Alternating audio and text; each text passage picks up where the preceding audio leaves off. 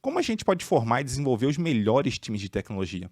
Esse é o tema que a gente vai discutir nessa temporada do podcast Tech Leadership Rocks, em parceria com a Tribe, que, caso você não conheça, é uma escola de tecnologia que forma pessoas desenvolvedoras extraordinárias preparadas para as necessidades do mercado.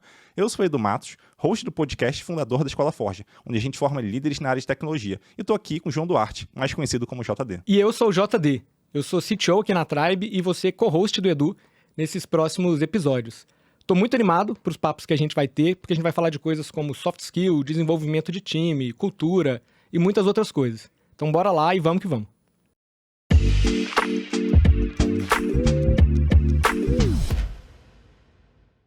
Estamos aqui com mais episódio do podcast Tech Leadership Rocks. Dessa vez a gente vai falar sobre um ambiente, né, onde as pessoas curtam trabalhar, onde elas desejem trabalhar e se desenvolver. E a gente está aqui com a Karen Sandoff. É muito prazer receber você aqui. Obrigada. Obrigado pelo convite de estar aqui com vocês, batendo esse papo. Boa, muito massa. A gente também está aqui com o Robson Ventura. Diga aí, Robson, tudo bom? Pá, tudo bem, gente? Prazer compartilhar um pouquinho aqui com vocês esse momento aí. Super bacana. Boa, e como sempre nessa temporada aqui, eu tô com o JD também. Fala aí, JD. Boa, e aí, pessoal? Prazer estar aqui mais uma vez. Estou animado pro papo. Boa, muito bom. Eu queria começar aqui já pedindo pro pessoal se apresentar um pouquinho melhor, né? Então, eu nem cheguei a falar, mas a Karen, ela é VP de People, Performance e Delivery na Acreditas. Fala aí, Karen, o que você faz ali no dia a dia, só pro pessoal te conhecer um pouquinho melhor? Bom, pois é, né? Acho que esse papel aí é um papel bastante único até, né? Que a Acreditas tem, é bem... O pessoal fala que é esquisito, né? Mas é bem interessante, porque afinal de contas eu sou tecnologista, né? De formação, aí tenho mais de 20 anos de experiência com tecnologia. E Acreditas, né, precisava de alguém com esse perfil para assumir a área de pessoas, exatamente porque num ambiente em que você está numa fintech, que você precisa, né, de pessoas de tecnologia cada vez mais engajadas, né, num desenvolvimento diferenciado, eles falaram, nada melhor do que uma pessoa tecnologista para assumir esse desafio. Então, além da área de pessoas, eu tenho essa parte de performance, né, de entender OKRs, de entender como é que a empresa está desempenhando realmente no dia a dia, e a parte de delivery, que aí é uma parte cross de engenharia, de entregas e tudo mais. Então é um papel bastante peculiar, né, que eu tenho, mas por causa dessa visão e dessa formação de tecnologia. Então estou há 2 anos aí do alto da minha experiência de pessoas, que é esses 2 anos de Acreditas, porque antes era só tecnologia. Mas eu acho que tem bastante coisa aí que dá para ter sinergia nesses mundos. Acho que esse papel vai ser bem interessante com o nosso tema aqui de hoje. Com certeza. Eu queria passar também pro Robson se apresentar um pouquinho melhor, né? Ele hoje atua como CIO na GUP, quase que eu falo errado aqui a pronúncia. E inclusive já passou comigo aqui no podcast, lá nos primeiros episódios que eu gravei lá. Um deles foi com o Robson, então muito legal. Se puder contar um pouquinho sobre você, Robson. Bom, eu sou um dos fundadores da GUP e fui CTO até agosto do ano passado, e aí agora eu tô tocando mais a parte de inovação e CIO, essas siglas bonitas, né? É mais porque eu tô tocando as startups que a gente fez aquisição recentemente e novos projetos, inteligência artificial, isso tudo tá comigo, e a gente contratou a Turá, que eu não sei se vocês conhecem. Trabalhou comigo, show de bola essa daí. Pude gravar com ela também. Maravilhosa, e ela tá tocando agora o restante do time de tecnologia, e porque eu sempre fui muito mais de construir, e ela tá tocando, que o time hoje tá gigante, tá mais de 200, acho que acredita ser maior, né, mas hoje a gente tá na parte de tecnologia, a gente tem umas 200 pessoas, e eu tô tocando mais essa parte de inovação, e eu também, assim, sempre não, nos primeiros empregos era para sobreviver ali, né, já trabalhei em sapataria e tudo, mas sempre fui de tecnologia, formação e tudo, e nesses últimos 7 anos de GUP eu tô no mundo do RH, né, porque a gente faz uma plataforma para RH, então tive que estudar e entender bem mais desse mercado aí, então acho que vai dar para ter uma troca bacana aí. Boa. Muito, muito bom. Então, já pegando aqui, entrando no nosso tema, né, sobre ambientes onde as pessoas gostam de trabalhar e se desenvolver, eu queria começar com uma pergunta, talvez um pouco básica, mas eu acho que é importante a gente bater aqui num ponto que talvez seja óbvio, né? Então, óbvio, precisa ser dito. Daí a pergunta eu queria começar com a Karen, né?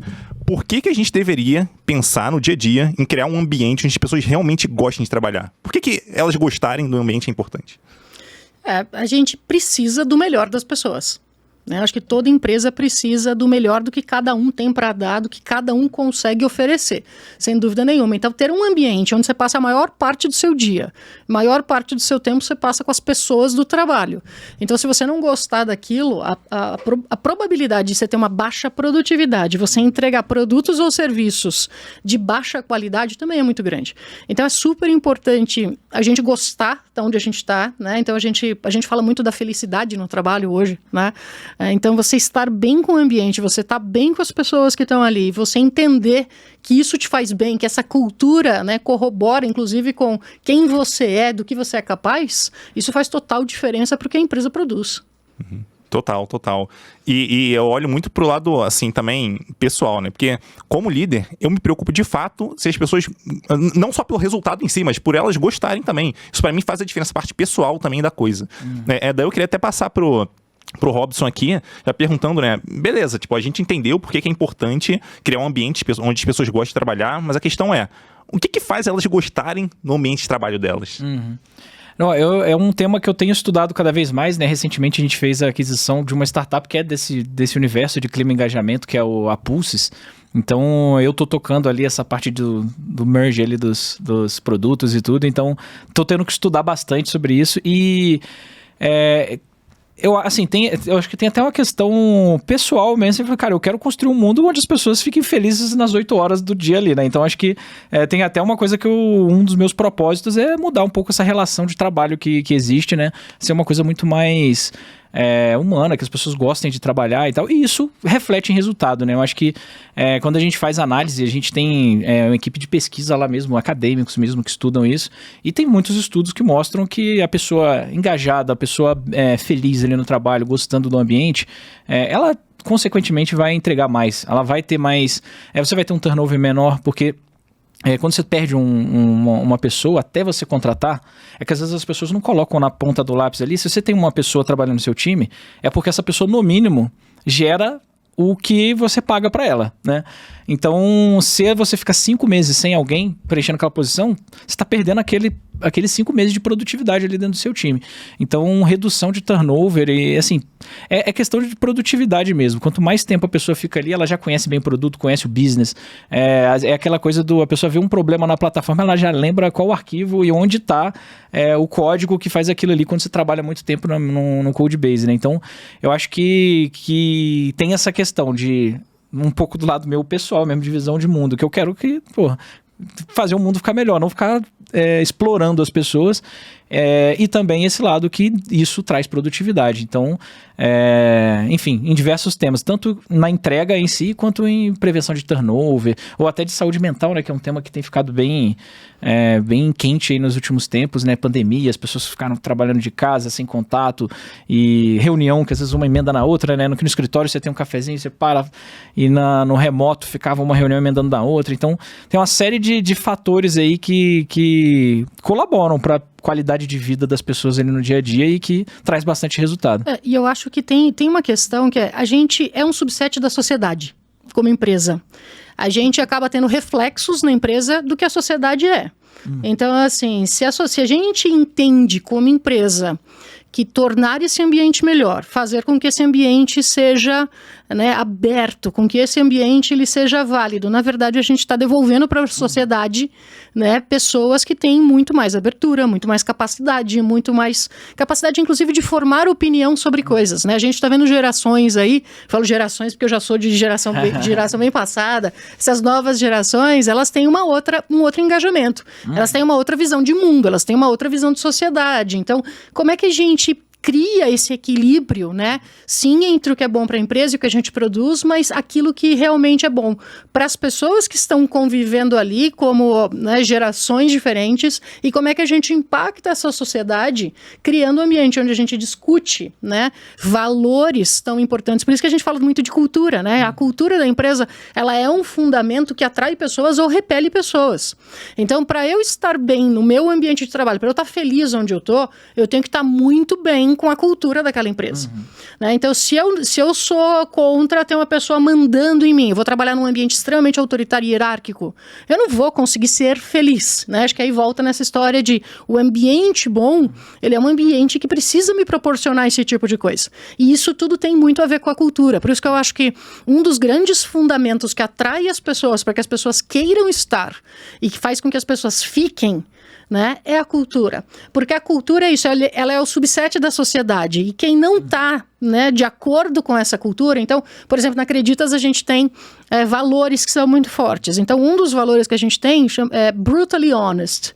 E o brutally honest não tem nada a ver com brutalidade, tem a ver com honestidade, com transparência, né, com esta capacidade que você tem de falar a verdade. Então, assim, as pessoas que querem... que não lidam bem com isso, né, ou que querem transitar num ambiente mais político, não vão se dar bem com esta cultura.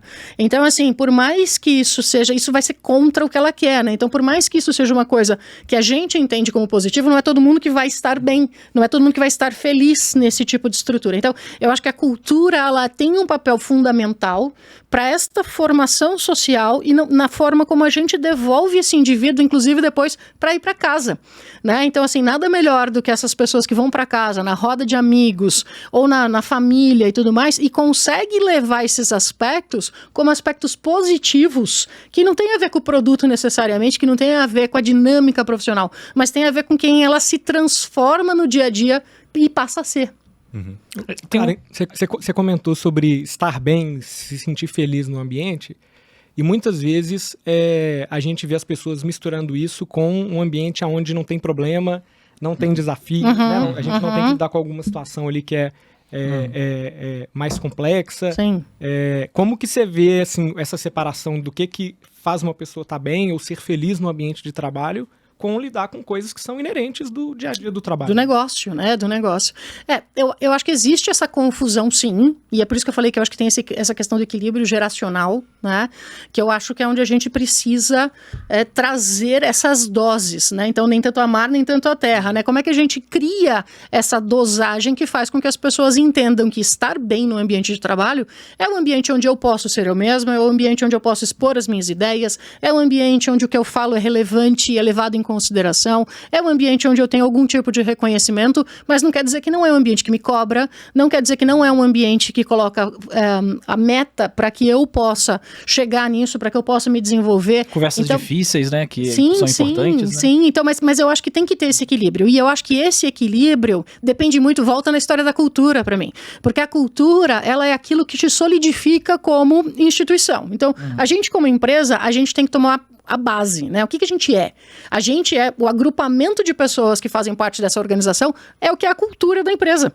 Então, a empresa, né, sendo aquele conjunto de pessoas, eles são pessoas que trabalham duro, são pessoas que têm essa dedicação, são pessoas, e nem por isso elas deixam de estar bem, porque elas sabem que elas vão ser cobradas. Elas sabem que o desafio do negócio, cara, é cíclico, tem altos e baixos, sobe e desce, tem momento de mais pressão, menos pressão. Mas isso não invalida o quê? A base de quem a gente é, que é a cultura na qual a gente é sedimentado, né? Então, eu acho que o grande problema é como é que a gente busca esse equilíbrio para não ser assim, é um ambiente onde eu só quero jogar videogame. Não, cara, não dá pra você. Você quer ser feliz jogando videogame, vai arrumar uma profissão onde você joga videogame profissionalmente, né? Você quer jogar um videogame pra desestressar, que você tá num momento, beleza. Então, qual é o equilíbrio? E como é que a cultura, né, ela faz com que as pessoas entendam isso? Porque também é ruim se eu tiver que falar assim, você tem meia hora pra jogar videogame, viu? Aí volta na estrutura do controle, né? Então, assim, esse ambiente colaborativo, onde as pessoas entendem o movimento e o motivo pelo qual elas fazem parte daquilo, vai trazendo esse equilíbrio que é essa cultura, porque um passa pro outro. Eu passo para você, você passa para ele, e é isso que solidifica a forma de agir. Senão, a gente vai ter o quê? Ai, que saco, lá vem a Karen reclamar, lá vem a Karen falar, botar o horário aqui. Não, cara, tem que ser uma coisa onde todo mundo entende o seu papel. Né? Então, esse equilíbrio, assim, é difícil, né? Falar é fácil, fazer no dia a dia é bem mais complexo. Você comentou um negócio muito legal, cara, que eu acho que vale dar uma frisada aqui, que é o seguinte, às vezes a gente pensa que a cobrança ali pra pessoa é uma cobrança somente olhando do ponto de vista do negócio, tipo, não, a gente precisa entregar esse resultado, cara, isso vai ser bom pro negócio e ruim pra pessoa. Muito pelo contrário, isso vai ser excelente pra pessoa, porque dificilmente ela vai realmente crescer e se desenvolver na carreira se ela não foi cobrada ao longo dessa carreira. Sim. Então, essa cobrança é muito boa pra pessoa, obviamente, desde que não passe ali de um limite, a ponto da pessoa chegar num burnout, alguma coisa assim, desde que seja algo saudável, mas que ela precisa ser cobrada também pra ela crescer. Então, isso faz parte, assim, do crescimento de todo mundo. Perfeito, porque faz parte do desenvolvimento, né? Então, assim, várias pessoas falam assim, né? Ah, mas o que eu tenho que fazer para sair de pleno para ser sênior? Então, assim, esse questionamento onde a empresa é responsável por fazer aquilo por você, é um ambiente muito ruim. É um ambiente onde a pessoa não tem esta visão de, cara, eu preciso entregar aqui, e o desafio de fazer isso sozinho, o desafio de fazer isso influenciando o meu time, o desafio de fazer isso com o time, né, que está aqui do lado, vai fazer com que eu passe por situações que eu não estou habituado, vai fazer com que eu realmente faça coisas que não faz parte do meu dia a dia, e isso me leva para um outro patamar. E isso sim puxa minha barra de entrega. A gente fala muito sobre barra de entrega, né, e tudo mais. Então, a partir do momento, e para mim volta de novo com a história da cultura, porque a partir do momento que você entende, né, e você coloca isso para as pessoas, que a tua entrega faz parte do teu desenvolvimento, a tua entrega faz parte da tua jornada e da tua carreira, você está delegando para essa pessoa o fator de buscar o seu desenvolvimento. Então, assim, desenvolver a pessoa não é um problema da empresa. A empresa tem que te dar meios, a empresa tem que te dar caminhos para você se desenvolver. Mas o desenvolvimento da carreira é seu. A velocidade do desenvolvimento dessa carreira é sua. Né? Então, assim, conseguir entender essa entrega e conseguir entender esta capacidade que você tem te dá uma autoconsciência do que você é capaz e do quanto você contribui com o todo. Com certeza. E a gente estava falando, né, de fatores que acho que fazem as pessoas serem felizes ou realizadas. E eu acho que conseguir alcançar os resultados de crescimento ou de entrega de negócio é uma das coisas que causa realização nas pessoas. Perfeito. Com certeza. Então, esse tipo de crescimento de entrega, ele vem com um desafio, ele vem com algum nível ali de resultado, de meta esperado, e que faz a gente ir além, né? Coloca a gente ali um pouco no fora da zona de conforto. No olho do furacão, às vezes, para esse né? tipo de desenvolvimento. Né? Sim, Eu acho que até uma coisa que eu percebo de maturidade de uma pessoa desenvolvedora ali na jornada, às vezes quando ela começa a se preocupar mais com o resultado do que com a forma como vai ser feita a coisa. Então, quando a gente está no começo da carreira ali, a gente quer explorar e fazer arquiteturas mirabolantes, estuda o que o Netflix faz, o que o Google faz, e às vezes um negócio simplesinho ali entrega. E quanto mais madura a pessoa vai ficando, mais ela preocupa assim, não, mas cara, qual o problema eu quero resolver do usuário? Que às vezes a pessoa já chega com a solução e ela questiona, não, mas peraí, vamos entender a dor e vamos ver se essa daqui é o melhor caminho. Então, eu sinto que até essa mudança de cabeça assim, do resultado, de preocupar mais com o resultado, é um ponto de amadurecimento. E sobre essa coisa do desenvolvimento, eu acho que a pessoa tem que ser protagonista na própria carreira, né? Acho que até porque ela pode ir para um caminho que talvez, muitas vezes, às vezes não está alinhado com a trajetória dela dentro da empresa. Às vezes ela faz sentido para ela trocar, ou dentro da empresa mudar de time, mudar de área. E o que eu sinto que a empresa tem de papel aí é muito de dar o suporte e dar o feedback também, né? Tipo, poxa, aqui não foi legal, aqui foi legal, o que você quer de próximos passos? Mas a pessoa tem que ser protagonista, né? Acho que a pessoa fica esperando, precisa se tornar um sênior. Às vezes as pessoas querem o checklist, né? Quando você souber esse framework aqui, você vai poder ser sênior. E não é assim, né? Às vezes os soft skills, algumas habilidades do dia a dia ali, fazem muito mais a diferença para um sênior do que saber determinada tecnologia, né? Com certeza. E até pegando um ponto que a Karen já bateu bastante nele, eu queria bater um pouco mais aqui, que é essa parte de cultura, né? Porque assim, eu já passei por diversas empresas e em algumas delas, eu não vou falar assim de maneira geral, mas em alguns casos, eu vi que a cultura que a empresa falava que ela tinha, na verdade não era exatamente o que a gente enxergava no dia a dia. Daí eu queria até começar com você, Robson, entendendo o que a gente pode fazer ali, se a gente perceber que, talvez isso que eu estou encorajando não é exatamente o que está acontecendo no dia a dia. O que a gente pode fazer para tentar diminuir esse gap aí? Pra mim, cultura... É que tem gente que acha que a cultura são a lista de valores que coloca na parede, né? Eu acho que a cultura é a forma como as pessoas agem no automático no dia a dia, sabe? Acho que cultura é uma coisa estrutural, assim. Pô, na hora que você tem um problema, como que você reage a esse problema? Qual que é a primeira preocupação que você tem? Você vai preocupar com o usuário, você vai preocupar com a pessoa que tá trabalhando no seu time ali, se ela tá bem ou não? Ou dane-se, é resultado e tudo. Então, assim, essa resposta quase que automática às situações é o que eu considero cultura. Mas também, assim, não quer dizer que você não consegue moldá-la para um caminho que você acredite, né? Então, eu acho que é muito exemplo, assim, eu acho que tem um pouco a ver lá, pelo menos na Gup, né? A gente é uma empresa que está crescendo, a gente fala que a gente se posiciona hoje mais como scale-up, né? A gente está no momento a gente já validou os modelos e tudo, então a gente não fala exatamente que a gente é uma startup, mas a gente está nesse momento de escala. E veio muito no começo, era muito dos nós founders. Era eu, Mário, Bruno e Gui, era muito do que a gente era, porque, cara, era 5, 6 pessoas sentado na mesma mesa e as pessoas acabavam pegando um pouco do jeito que a gente trabalhava e ia agindo também. Com o tempo, aí as coisas começaram outras pessoas a entrarem, outras pessoas a influenciarem na cultura, então assim, basicamente a cada pessoa que entra, alguma coisa vai sendo adicionada. Só que em alguns momentos você vê em alguns momentos a gente chegou assim, cara, aqui não tá legal. Acho que, sei lá, não dou um exemplo que a pessoa, às vezes o time tá muito oba-oba, assim, pô, não sei o que, mas não tá tão focado em resultado. E, cara, pra manter a empresa crescendo, dobrando todo ano e tudo, tem que ter resultado. Então a gente falou, pô, o que a gente faz? Pô, a gente tem que mudar o nosso comportamento nas reuniões. A gente fala de resultado quando você vai fazer one-on-one com uma pessoa do seu time. A gente, quando vai fazer reuniões gerais, a gente fala de resultado. Então, só de você começar a mudar alguns comportamentos, do que você olha, do que você cobra do time ali, você já começa a mudar um pouco o comportamento, as pessoas já começam a falar mais de resultado no dia a dia. Então, pra mim é isso, assim, cultura é a forma como as pessoas agem, mas não quer dizer que você não consegue moldá-la. E, exemplo, só escrever... Foco em resultado, mas no dia a dia você nem fala de resultado, ninguém vai seguir isso, as pessoas vão fazer o que elas querem, né? Então, eu acho que é exemplo, dia a dia. E é disciplina, às vezes. No começo, depois vira quase que automático. Mas eu acho que no começo, quando você quer mudar uma coisa, é disciplina. Sabe? Por exemplo, cultura de one-on-one. No comecinho da Gup, a gente ia liderando meio assim. Depois a gente chegou um momento e falou, cara, acho que a gente tem que ficar um pouco mais próximo do time, o time tá crescendo, que tem uns números ali, né? Quando era 5 pessoas era uma maravilha, 15 já começou assim, passou de 30 já... Aí a gente começou a ter uma liderança, proximidade, one-on-one, e a gente, cara, comecinho, one-on-one era difícil, a gente falava com o líder, pô, não fez one-on-one, tem 1 mês que não faz one-on-one com o time, há 2 meses sem fazer one-on-one, aí você tem disciplina. Cara, hoje é assim... Eu apostaria que é difícil ter um líder que não faz pelo menos de 15 em 15 dias na Gup. Obviamente, eventualmente pode ter algum problema de não fazer, mas acabar entrando na cultura. Depois fica automático, entendeu? Então acho que eu enxergo isso. Dá pra gente moldar, mas com muita disciplina e exemplo, sabe?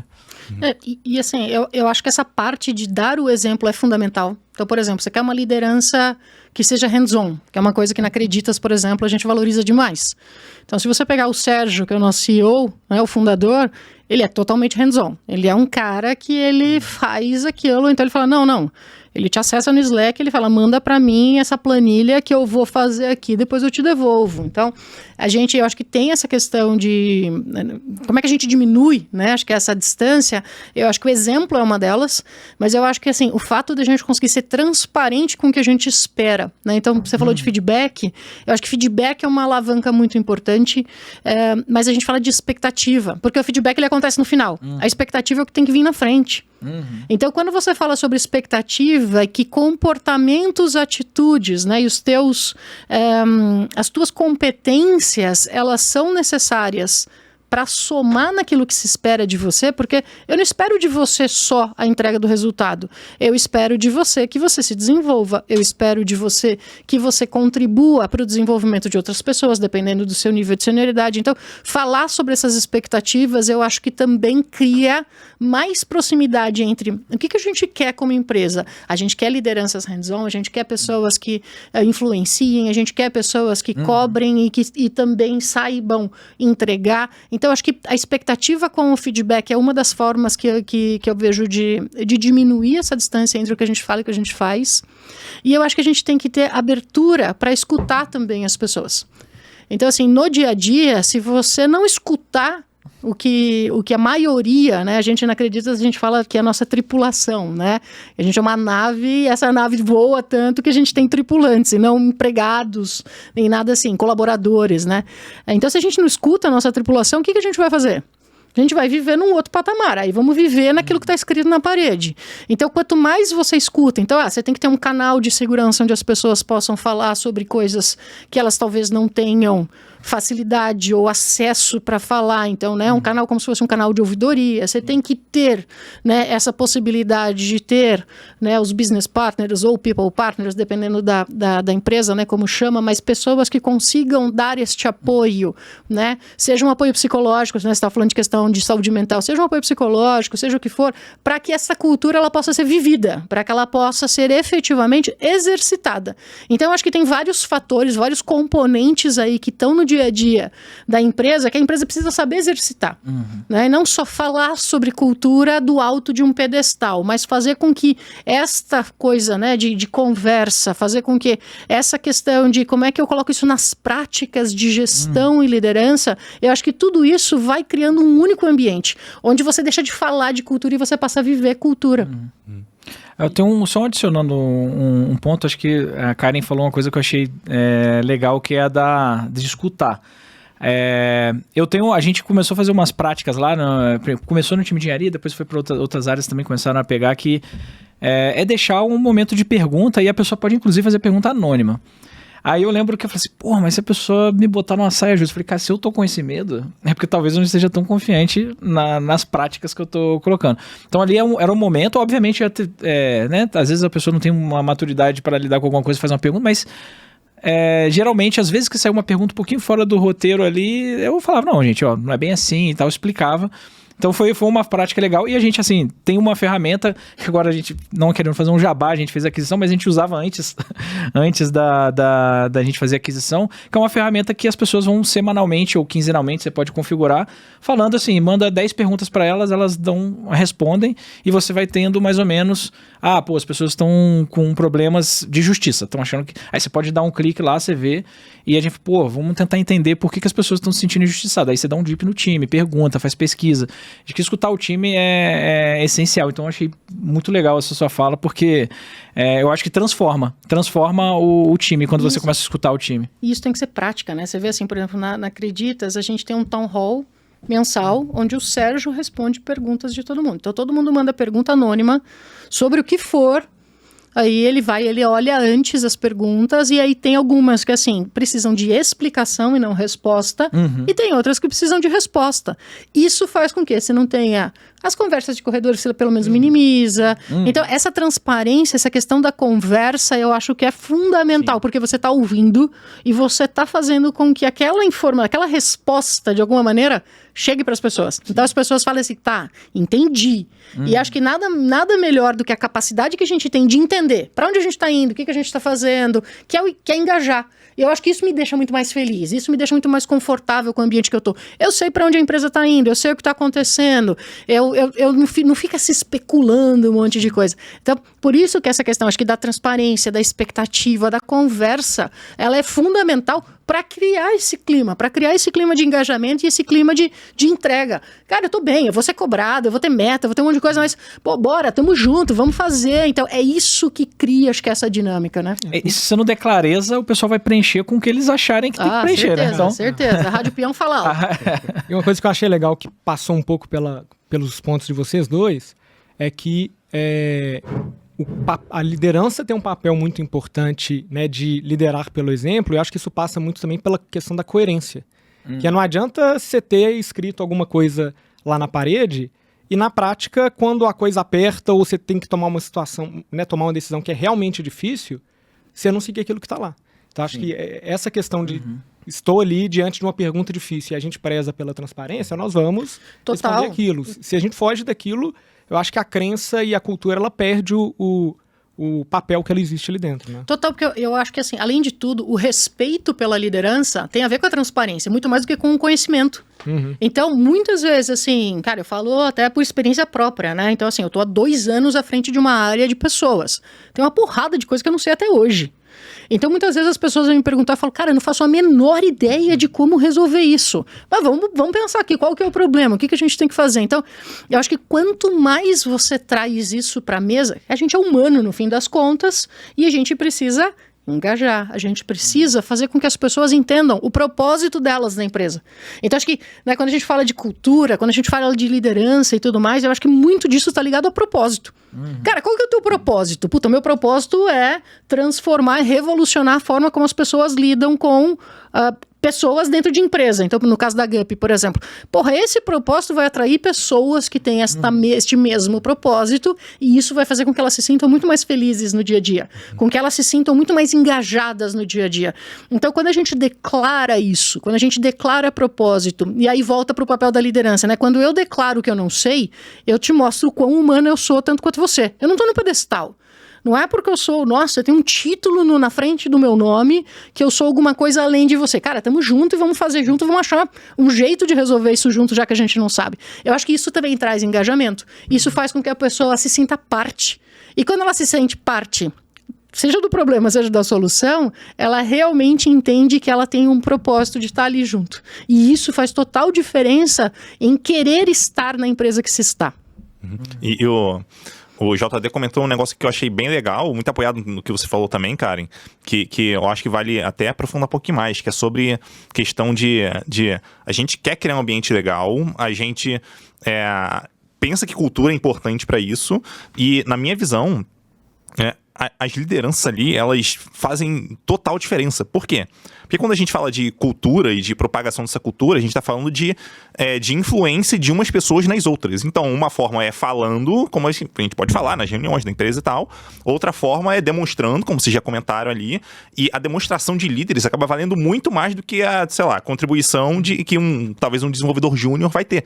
Então, é muito importante que essas lideranças sejam um reflexo do que realmente é a cultura que está se buscando naquela empresa. Então, talvez as primeiras pessoas a serem cobradas para estarem aderentes à cultura são as lideranças. Daí, depois, se tem alguém que não está aderido, beleza. Aí vamos olhar essa pessoa individualmente. Mas se as lideranças não estão, cara, a primeira pessoa que eu vou, é nessa pessoa líder, ou nas pessoas líderes que estão ali. Sim, e até por isso que eu acho que, um dos grandes pontos de desenvolvimento dos RHs, né, das empresas, é saber olhar para a liderança. Porque a formação e o desenvolvimento de liderança, ele é muito particular.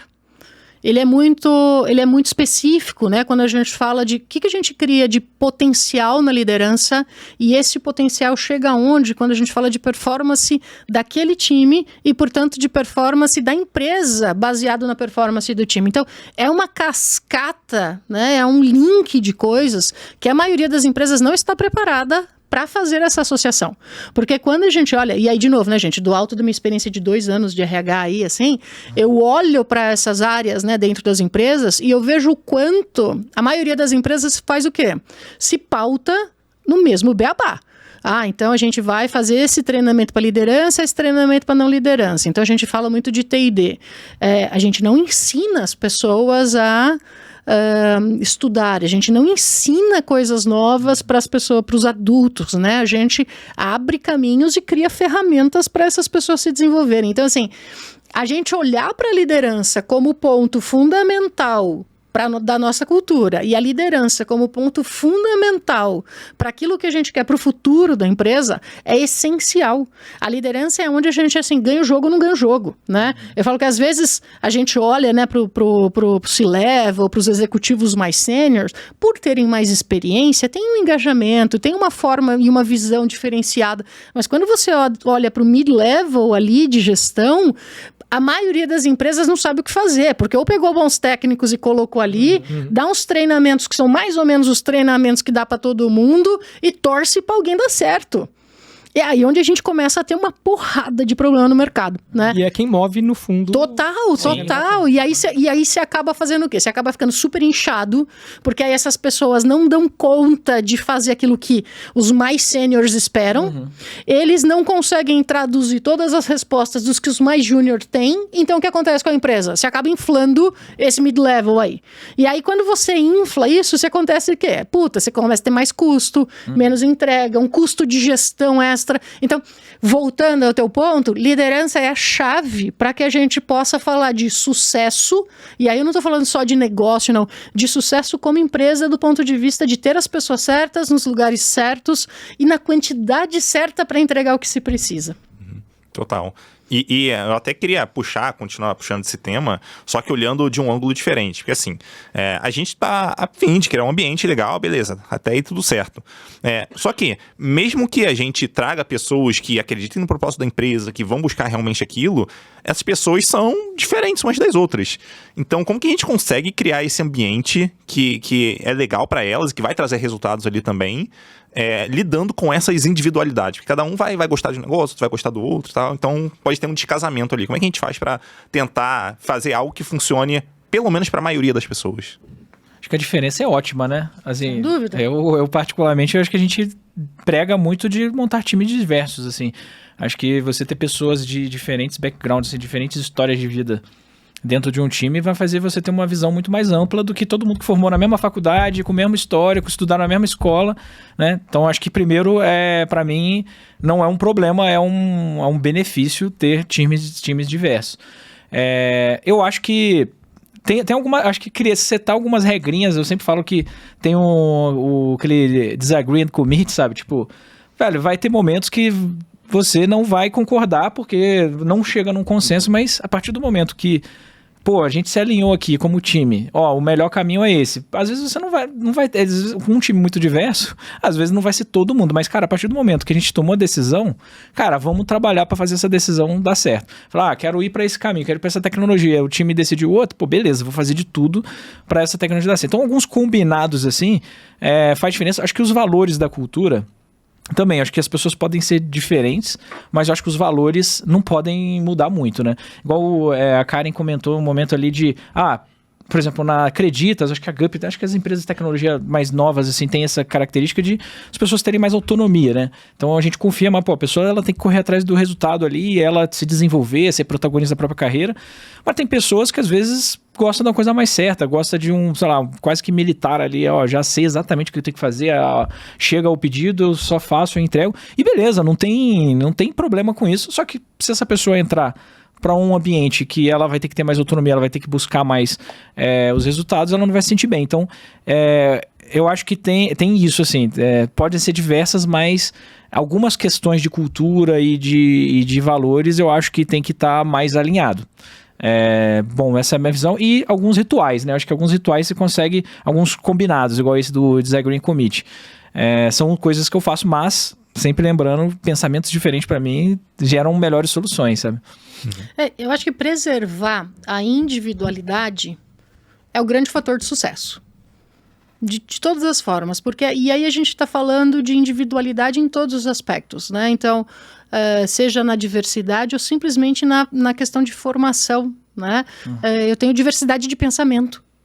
Então, ter diversidade de pensamento, né? Ter essa pluralidade na forma como a gente pensa um produto, como a gente pensa um serviço, que é o que a gente vai entregar no final das contas para uma população diversa, uma sociedade diversa. Então a gente tem que ter esses vários aspectos levados em consideração. Eu acho que isso, assim, é base fundamental. Agora, para a gente ter, né, essa condição de seguir em frente como um único organismo, eu acho que a gente precisa muito se pautar em algumas coisas, né, que são claras, tipo, você tem um job design, como é que você vai contratar um engenheiro e como você vai se desenvolver como engenheiro. Então aquilo é um guidance, né, então é um guia que vai te levar por é como se fosse um guardrail, né, então assim, a hora que você estiver saindo um pouco da estrada, tem algo que te põe, putz, é mesmo, isso daqui. Então, acho que a empresa tem, né, formas e funções de fazer isso. Então, por exemplo, ter, né, um job design descritozinho, né, que a gente possa efetivamente se guiar para o desenvolvimento, e volta na questão da liderança, que eu acho que é uma questão de expectativa. Então você, com o seu modo de pensar, você tem, por exemplo, aspectos de agilidade dentro do comportamento, agilidade mental, agilidade com mudança, agilidade com as pessoas, agilidade com os resultados que você precisa fazer e se adaptar, né? A gente está vivendo uma era de adaptação. Então, você ter aspectos da agilidade que não é só no desenvolvimento, mas também é no comportamento, e o líder estar preparado para lidar com isso é muito importante. Porque através disso ele volta na história da expectativa e do feedback, que é começo e fim de ciclos, né? Então ele pode ser um ciclo, uma sprintzinha de 15 dias, pode ser um ciclo de 3 meses, onde ele está acompanhando e avaliando aquela pessoa. Então aquela pessoa ela tem um tempo específico, ela tem entregas específicas, ela tem uma capacidade que é única dentro do time. Como é que eu, como líder, lido com ela? Eu preciso estabelecer, através daquilo que é um guia, que é o job design, por exemplo, qual é a minha expectativa da participação dela, da entrega dela, do envolvimento dela, desta habilidade de lidar com agilidade mental, agilidade das pessoas, agilidade da entrega, né? Então, como é que eu crio esse ambiente para ela entender o papel dela? E o papel dela não é igual da outra pessoa que está do lado, que é igual da outra pessoa. O papel, ele é muito único, por mais que você tenha grandes guias de como a pessoa chega lá. Mas eu acho que, como liderança, a gente tem um papel muito, muito forte em dar esse time frame para as pessoas e a gente deixar isso muito claro. Então, olha, eu preciso te dizer, a minha expectativa é que neste próximo mês, você, com a sua habilidade de relacionamento, chegue neste ponto. Tudo bem? Como é que a gente vai fazer isso? Eu posso te apoiar, eu vou te dar uma rede de apoio, mas isso é uma responsabilidade sua. Então, esse é o tipo de coisa que eu acho que é onde a gente, como liderança, na maioria das vezes, a gente falha. A gente falha porque isso não está escrito nem na parede, isso não está escrito em nenhuma estrutura de RH, isso não está escrito em nenhum lugar. Isso é ação. E como é que a gente, como empresa, consegue apoiar os líderes a fazerem isso, mas também cobrar dos líderes para que façam isso? Sim. Porque é isso que vai fazer com que esse organismo vivo, né, chegue no melhor de si, chegue no melhor resultado, chegue no melhor ponto de desenvolvimento. Ô Karen, eu vou até voltar numa coisa que você tinha falado mais cedo, que era sobre o senso de time no sentido de objetivo compartilhado e de como que isso ajuda a direcionar. E assim, juntando talvez as duas coisas que a gente comentou, eu vejo muito que existir esse senso de time e de objetivo comum é uma forma muito legal também de lidar com essa diversidade, de convergir essa diversidade e de ajudar as pessoas a lidarem com isso. Porque se a gente tem um objetivo em comum, é um pouco do disagree and commit que o Robson comentou. A gente quer chegar naquele objetivo. A diversidade de ideias ela vai trazer para a gente diversas opções. Entendemos qual que é o melhor caminho para chegar lá, pode não ser aquele que eu enxergava que era o melhor no primeiro momento, mas o nosso objetivo é esse, então vamos embora, vamos junto. E aí eu queria ouvir um pouquinho de você, assim, como que você enxerga que é o papel da liderança em construir esse senso de time, assim, de entender que as pessoas estão lá por um determinado objetivo, que a gente vai ter nossas diferenças, mas que como time o nosso papel é chegar lá. E que aí a gente vai ter que saber quem abre mão do quê, em que momento, para a gente conseguir, enfim, ser um bom time, né? Eu acho, sinceramente, que assim, o primeiro ponto é como é que a gente apoia a liderança, para a liderança também entender que ela não é a plena dona da verdade. Porque assim, né, eu venho de uma geração onde manda quem pode e obedece quem tem juízo. Né? Então a minha geração era aquela, se o teu chefe mandar, você fica quieto e obedece. Então como é que a gente traz esse balanço para que as lideranças entendam que elas não são donas da verdade? Então não é porque eu acho que essa caneca ela é mais preta do que verde que isso é real, isso é a minha experiência, né? Então assim, uma coisa que eu falo muito para os meus times, por exemplo, é o que você vê hoje em mim é a resposta da minha trajetória, da minha formação, da minha experiência, da minha criação, da minha vivência social, tudo isso me trouxe a minha forma de pensar aqui. A sua forma de pensar, porque você tem uma história, você tem uma trajetória diferente da minha, vai ser diferente sobre o mesmo aspecto. Então, respeitar o seu pensamento é respeitar a sua trajetória. Então, é muito disso que eu tento trazer para as lideranças e eu acho que isso é uma coisa muito difícil de ser formatada. Isso não é algo que você fala assim, nossa, eu vou colocar isso num formato e vou fazer com que todos os líderes saiam formatadinhos desse jeito. Mas como é que a gente cria esta visão de que a ideia, né, ela não prevalece de ninguém sobre ninguém. E quanto mais a gente tem transparência para falar sobre os grandes objetivos e os grandes impactos, mais a gente consegue traduzir isso. Né? Então, assim, acho que o primeiro ponto eu preciso da transparência sobre qual é o problema e qual é o nosso desafio como grupo. O segundo ponto aquela liderança ela está preparada para conseguir respeitar a opinião do outro.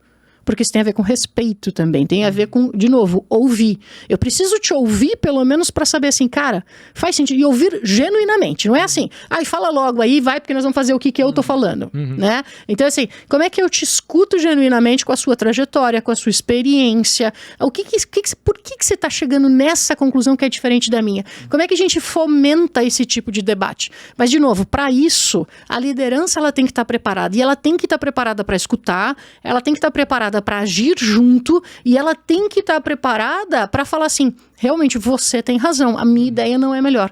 Que é essa coisa da humildade, né? De trabalhar como parte do time. Por isso que eu falei sobre como é que a gente é hands-on. Ser hands-on é isso, cara, eu sou parte do time, né? Eu realmente estou aqui para ajudar o time a chegar no seu melhor. Então, acho que transparência com o momento, aonde a gente está e onde a gente tem que chegar, né? E ter muito essa capacidade de escutar realmente para levar em consideração a opinião do outro. Porque essa diversidade é que faz com que o líder, se bem preparado, ele medie uma solução que nem ele sabia quando ele começou.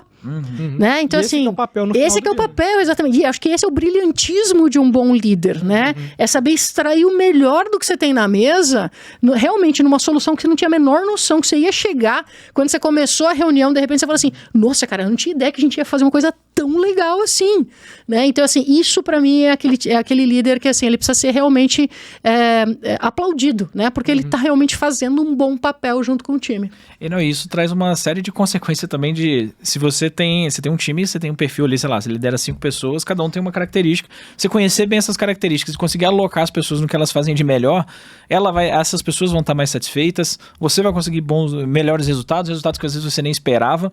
E tem uma coisa um pouco mais prática também, que eu acho que é bom, assim, que eu já percebi de diferença até de engajamento do time com a visão maior, é quando você consegue conectar também o que ele está fazendo no propósito maior.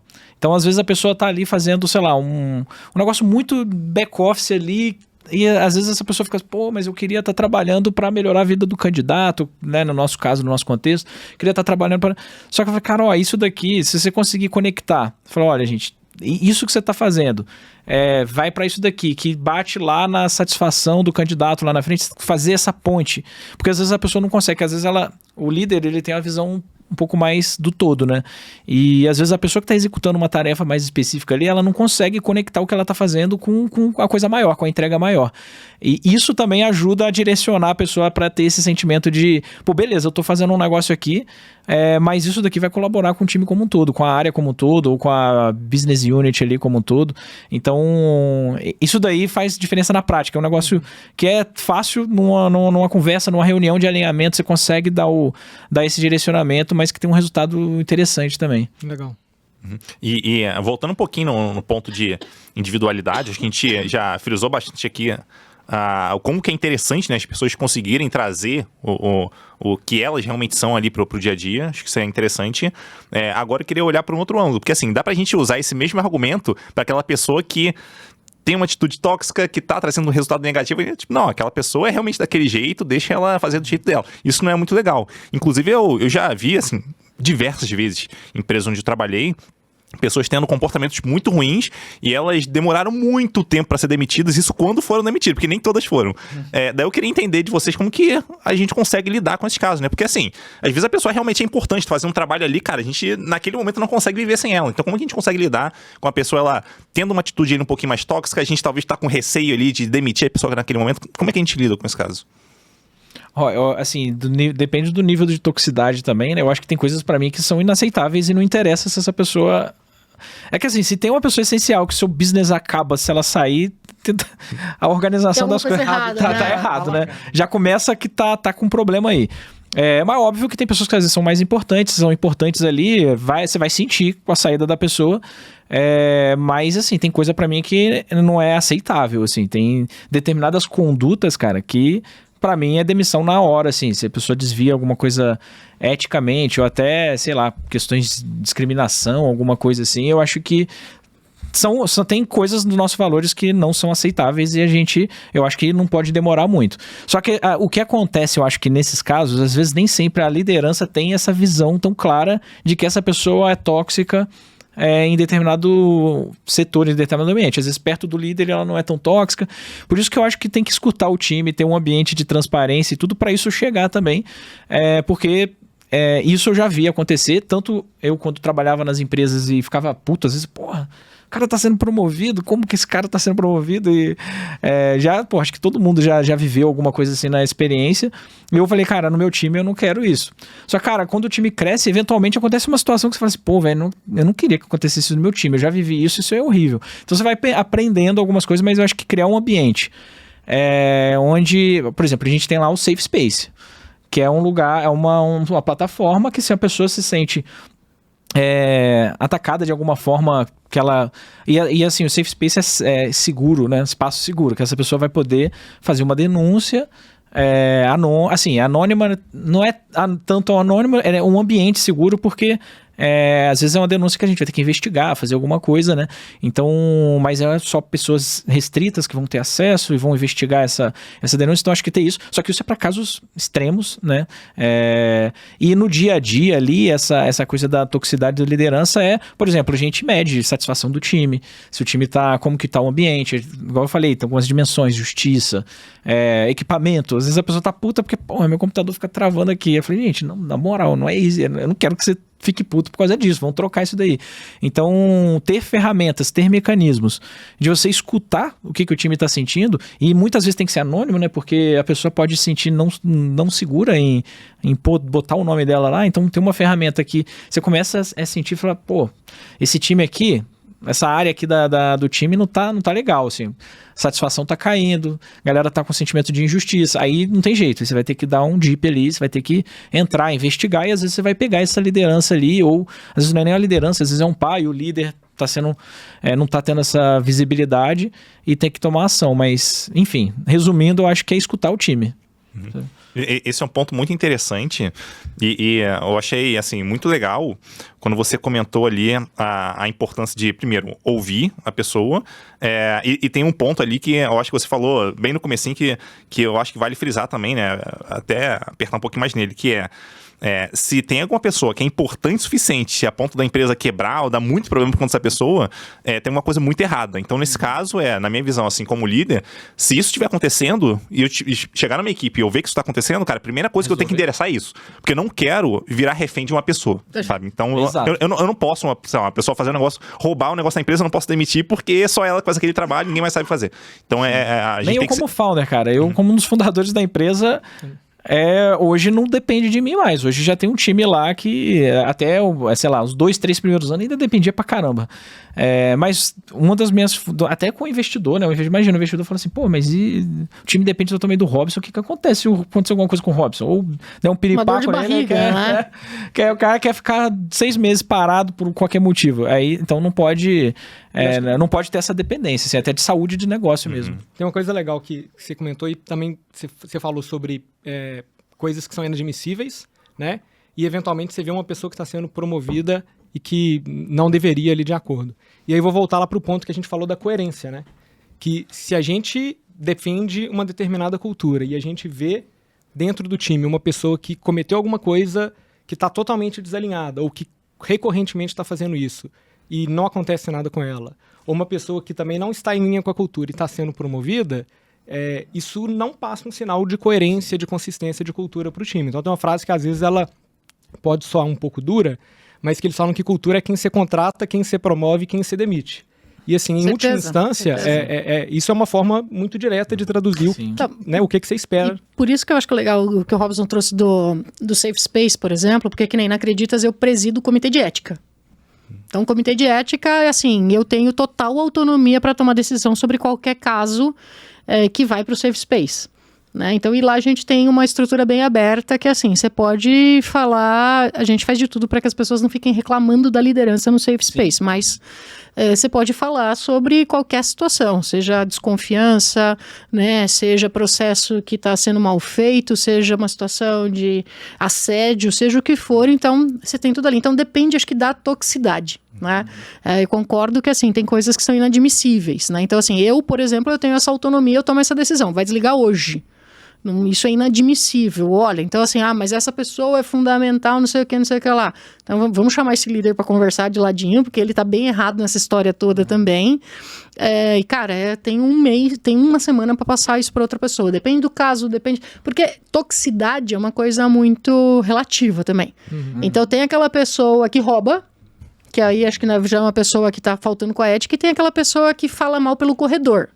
Você vai pegar nessas nuances que são muito piores. Então, assim, depende, acho que, da nuance, mas eu concordo que, assim, tem limite para o que é aceitável e tem realmente essa questão da gente depender de pessoas, né? Empresas como a Gup, ou como a Acreditas, ou como a Tribe, ou como a maioria das empresas hoje, é difícil de pensar que tenha funções, por exemplo, em que a gente tem uma pessoa que é um ponto único de falha.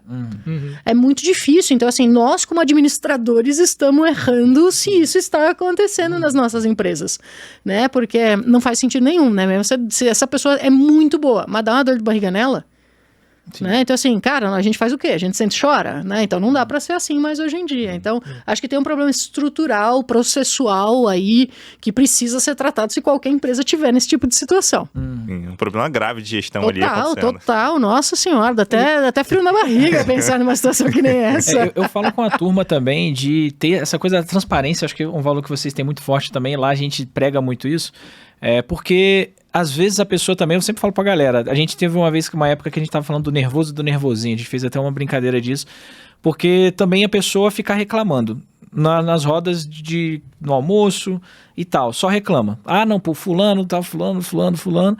E também não leva pra liderança, não reclama nos canais oficiais ali que tem pra Mas espaço. Adora falar no corredor. Essa Certeza. pessoa, ela tá sendo tóxica também. Sim. Porque, beleza, às vezes a outra pessoa tá realmente errando, mas não tá tendo nem oportunidade de saber que as pessoas não estão gostando daquela ação e dando feedback. Então, gente, chamar pra tomar um café e, cara, assim, acho que comunicação não violenta funciona para essas situações, que você, às vezes, a pessoa não é seu líder, ou é o seu líder, então você vai estar falando, tem essa questão também, né, da pessoa sentir assim, ele é meu líder, será que ele vai querer me demitir? Se eu não...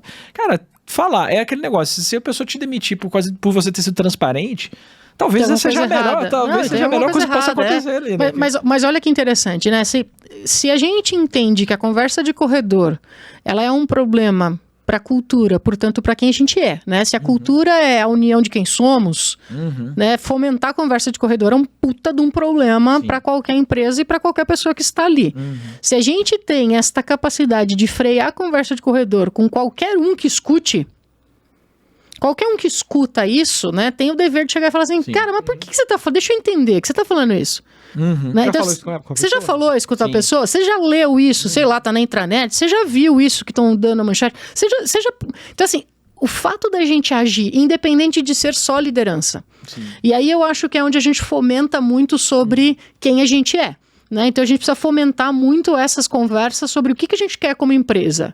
Então a gente como empresa, a gente quer chegar lá, então a gente tem esse caminho está muito bem traçado. Se as pessoas fazem parte disso, as pessoas começam a questionar isso, e a gente vê isso acontecendo. Né? Então eu acho que não só como liderança, mas como indivíduos dentro da empresa no dia a dia, esse é o tipo de coisa onde quando você vê assim, você fala assim, cara, a nossa cultura tá boa, porque as pessoas estão indo lá e estão barrando isso. Elas mesmas estão chegando à conclusão de que assim, mas por que você está falando isso? Não tô entendendo. É aí onde você vê, cara, a nossa cultura tá bem sedimentada. Então, isso pra mim é aquele tipo de indicador, sabe? Não oficial, que você vê assim que tá funcionando, né? Então, acho que o tanto que a gente tá conversando, o tanto que a gente tá indicando pra onde a gente tá indo, o tanto que a gente tá realmente conseguindo fazer as pessoas perceberem o papel delas no dia a dia, tá refletindo nesse tipo de coisa. Então, pra mim, é esse indicador de, sabe, assim, sucesso, check. Fiz minha parte, tô tranquila. Acho que esse é o tipo de coisa. Eu achei legal uma fala sua, porque é aquela coisa do não adianta a pessoa não fazer um comportamento ruim, ela tem que combater o comportamento ruim. Exatamente. Eu acho que, faz muito sentido mesmo, assim, estimular o combate ao comportamento ruim, né? Total. Faz muito sentido. E até pegando essa mesma ideia e aplicando num contexto diferente, a gente pode ter alguma coisa assim. Porque assim, posso ter visto alguém fazendo alguma coisa que não é legal, nesse caso aí, conversa corredor, mas pode ser algo que é um pouco mais crítico que isso. Então, será que eu vou ter que esperar a minha liderança agir com aquela pessoa? Talvez a minha liderança não tenha nem visto aquilo. Né? Então, também é minha responsabilidade, talvez até denunciar num safe space, alguma coisa assim, porque a pessoa, pode ser que ela não consiga fazer, ela, sabe, ela se sinta tão acuada que ela não consegue agir em cima daquilo. Então, dar espaço para que você também consiga ajudar a pessoa é importante. Tem até uma frase que o Alexandre Freire falou, né, comigo, quando ele participou aqui do podcast. A frase foi mais ou menos assim: quando a pessoa tá se afogando, ela não consegue se salvar sozinha. Então a gente pode ter alguém na equipe que tá passando por isso. E aí a gente vai ter que ouvir aquilo, cara, tipo, tem uma coisa errada aqui, eu vou ter que ajudar essa pessoa, sabe? Exatamente. Então é responsabilidade, mesmo que eu não sei, você não precisa ser líder. Inclusive, pra mim, um negócio que eu super estimulo, assim, é que todo mundo da equipe ajude uns aos outros. Então, se, por exemplo, pode ser que eu não esteja ali percebendo que uma pessoa, sei lá, ela tá passando muito mal naquele dia e tal, mas ela não tem que trabalhar, tem que fazer a entrega. Se tiver alguém na equipe que vê aquilo, a pessoa ela tem autonomia pra liberar a pessoa naquele dia. E nem eu posso falar, tipo, não, você não podia fazer isso. Não, eu já tô dando uma liberação prévia, sabe? De, cara, você tem autonomia pra fazer isso. Todo mundo da equipe tem autonomia. Então, acho que verbalizar isso pras pessoas, ele trazer isso pra dar segurança, uma segurança maior pra elas também enfim, pelo menos na minha visão, algo bem interessante. É fundamental. É fundamental isso, porque isso, de novo, corrobora para o que nos une aqui. Nos une, nesse caso aí, que a gente preza uns pelo bem-estar dos outros. Sim. Então, assim, isso nos une, isso faz com que a gente fique bem. E eu tenho certeza que se eu ficar doente, meu time vai falar, fica em casa de boa que a gente te cobre aqui. Então, eu acho que esse é o sentimento, né? Volta lá pro nosso ponto de origem. Isso faz com que a gente fique muito mais feliz. Você tá muito mais seguro, você consegue ficar muito mais, né? Uma pessoa muito mais tranquila naquilo que diz respeito a você, às suas limitações, às suas dificuldades, aos seus problemas. Você sabe que isso vai ter respeito, mas também vai ter sinergia com o que todo mundo pensa. Então, assim, é fundamental esse tipo de coisa para que a gente realmente possa ajudar quem está do lado e muitas vezes não sabe que precisa de ajuda. Né? Por exemplo, na Acreditas a gente tem essas situações quando a pessoa não quer ir até o safe space, elas podem falar direto seja com a área de pessoa, seja com a área de compliance, seja com qualquer outra área, onde elas se sintam mais tranquilas, ou com people partner, seja como for, para que a gente depois, num colegiado, consiga agir sobre aquilo, porque às vezes a pessoa não tem como agir. Mas esse fato, né, de novo, volta na história do ouvir. Quanto mais a gente ouve, quanto mais a gente percebe o que está acontecendo ao redor, mais fácil é da gente criar essa cola que nos une. Essa cola que tem a ver com o propósito, que tem a ver com a cultura, que tem a ver com o que a gente vivencia efetivamente. Total. E para finalizar aqui, eu queria pedir para vocês passarem um recado para quem estiver ouvindo ou assistindo a gente em relação ao que vocês acham que talvez seja o principal ponto para uma liderança tocar ali na equipe para melhorar o ambiente da equipe. Eu acho que tem muita coisa que dá pra fazer, é difícil, né, resumir isso aí, mas aí fica o desafio aqui para vocês darem um recado aí, né, que vocês acham mais importante. É a pergunta de $1 milhão, né? A gente pode abrir uma outra empresa e ganhar um dinheiro, quem sabe, né? Bom, eu acho que assim, falando do ponto de vista de liderança, né, eu acho que tem muita coisa, né, para fazer, tem muita coisa para melhorar, mas eu acho que faz muita diferença estar junto realmente, né? Então, assim, aquela coisa de genuinamente você se entregar para os momentos que você tem com as pessoas. Então, assim, eu conheço muitos líderes que fazem one-on-one e estão no telefone lá. Tá. Tá, fala aí. E aí, como é que estão as coisas? Quer dizer, a pessoa não tá ali presente, ela não tá realmente interessada, ela não tá realmente enxergando o outro. Porque como é que você vai ver esse tipo de situação aí que a gente falou de, você tá doente, você tá passando por alguma situação, sei lá, você teve uma baixa na sua entrega, ou, nossa, você tá explodindo, o que tá acontecendo? Você perceber o outro tem a ver com esta conexão. Então, acho que a gente fala muito de conseguir se conectar, né? Então, como liderança, gaste o seu tempo, né, realmente com aquelas pessoas naquele momento, né? Então, invista o seu tempo naquele momento para resolver aquela situação ou para se dedicar àquelas pessoas. Porque isso só vai potencializar o resultado da equipe, né? Acho que essa, para mim, seria a dica de ouro, né? Acho que essa dica de ouro, ela, claro que somada a uma série de outras coisas, de estruturação, de processos, de um arcabouço de conhecimento que um líder precisa, vão potencializar o resultado, acho que tanto do líder quanto do liderado. Mas acho que para mim isso é uma regrinha de ouro que faz muita diferença, inclusive na construção de confiança do time, né? Que faz com que o time consiga efetivamente entregar melhor. Legal. Bom, eu acho que um papel importante é dar um norte, né? Eu acho que o time tem um propósito ali, cara, para onde estamos indo nesse semestre, né? A gente usa ferramentas de gestão, OKRs, esse tipo de coisa, mas gente, nosso grande objetivo desse ano é chegar lá no final do ano, ó, que a gente vai estar feliz comemorando, tomando cerveja. Se a gente atingir isso, isso e isso. Então, esse norte eu acho que é legal, que engaja todo mundo. Aí tem uma coisa que a Karen falou que para mim é essencial, que é alinhamento de expectativa e depois dar o feedback de como que foi, né? Tava dentro da minha expectativa essa execução e dando o guide ali e, cara, ouvir, né? Acho que eu ouvi o time genuinamente. Isso faz muito sentido, porque, de fato, assim, teve uma época que a galera não sabia muito como fazer one-on-one, a gente tava com liderança crescendo rápido pra caramba e promovendo um monte de gente pra liderança, e as pessoas não sabiam, às vezes, como fazer um one-on-one, aí a gente fez um template. Cara, a galera seguia roboticamente o template, sabe? Tipo, como foi a sua... Perguntei como está o seu dia. A pessoa respondeu que sim, né? Tipo isso. E não assim, se você se interessar genuinamente, eu acho que o template ali é legal para te guiar, assim, cara, quais são os outputs que você tem que ter de um one-on-one. Mas, cara, se interessar genuinamente pela pessoa, pela ela tá bem. Porque aí é nessa hora que você pega ela fala, às vezes, vai tá bem? Não, tô bem. Mas, às vezes, pela expressão dela, você vê que ela não tá bem, né? Então, eu acho que ter essa conexão, de fato, respeitar a individualidade, enfim, um monte de coisas, mas eu acho que esses pontos que eu falei aqui são os que eu acho que dão mais... Porque não adianta nada você aplicar um monte de outras técnicas ali se você não tá genuinamente preocupado com o seu time, sabe? Uhum. Total. Bom, muito obrigado pela presença de vocês, Karen, Robson, JD também comigo, como sempre, né? Então, um abraço pra vocês, foi muito bom ter vocês aqui e até a próxima, a gente se vê por aí. Obrigado, gente, valeu. Obrigado, tchau, gente, até a próxima. Esse episódio teve o apoio da Tribe, escola de tecnologia que forma pessoas desenvolvedoras prontas para as necessidades do mercado. Ao longo de quase 12 meses, elas aprendem habilidades técnicas de programação e, além de codar, também aprendem soft skills e têm acompanhamento de um time de carreira, desenvolvendo todo o necessário para chegar com tudo e crescer junto com a sua empresa. Para saber como contratar os talentos de tecnologia formados na Tribe, é só acessar hubtribe.com. Acesse o link na descrição.